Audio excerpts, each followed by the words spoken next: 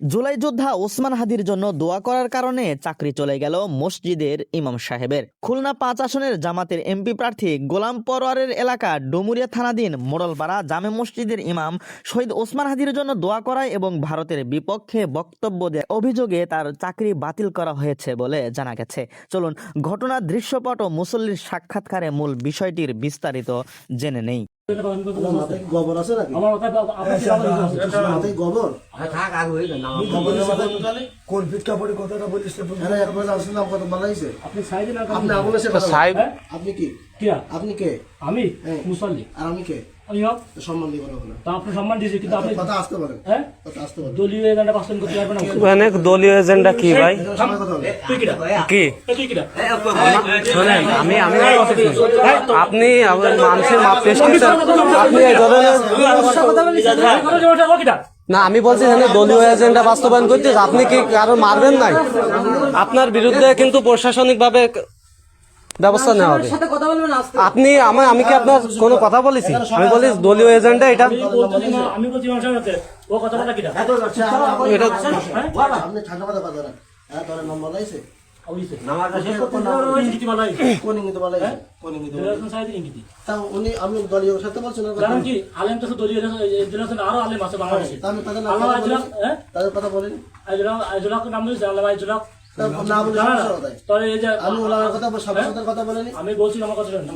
বলেছেন 2বার 3বার তো বলছেন, 100 বার বলবো। সমস্যা কি? এটা কর, 100 বার বলবো। সমস্যা হলো দলীয় ইমাম সাহেবরা দলীয় এজেন্ডা বাস্তবায়ন করা যাবে না। আরে কত আমি করতে আসিনি, আমি করতে আসিনি এখানে না, আমি করতেছি না।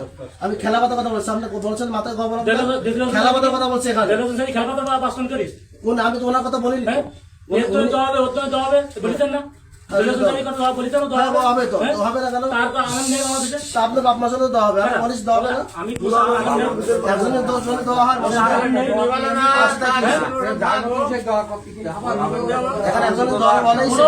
না আপনার নিয়ে অনেক কথা উঠি।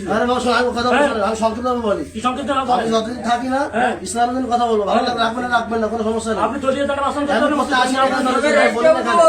আমি সামান্য কথা বলি, দয়া করে কেউ কথা বলবেন না। এখন দলের কথা বলা হয়নি, দয়া করে কেউ কথা বলবেন না। 500টা খুদ এই কথা বলবেন না, কেউ 500টা খুদ বাদেছেন, তার ভিতর এই কথা বলবেন না। এই চুপ করো, 500টা খুদ বাদেছেন।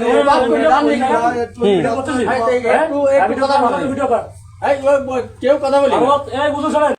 আচ্ছা বলেন তো, আপনাদের জায়গায় কি ঘটনা ঘটেছে আজকে? আমাদের মহল্লায় আজকে। আচ্ছা, আপনার নাম কি? আমার নাম মোহাম্মদ মাসুম। হ্যাঁ, বলেন আপনাদের মহল্লায় আজকে মসজিদে কি ঘটনা ঘটেছে? আজকে আমাদের মহল্লার মসজিদে হাদি ভাইকে নিয়ে দোয়া অনুষ্ঠানের কথা বলেন ইমাম সাহেব নামাজের আগে এবং খুতবার আগে। তখন নামাজ শেষে কিছু লোক দোয়া করার কথা বলাই ইমাম সাহেবের প্রতি ক্ষিপ্ত হয়। কিছু একজন কথা বলে ওঠে, ইমাম সাহেবকে বলে যে আপনি কি এই দোয়া করার অনুমতি কে দিয়েছে? তখন উনি বলে যে এটা তো রাষ্ট্রীয় ভাবে আজকে পালন করার কথা।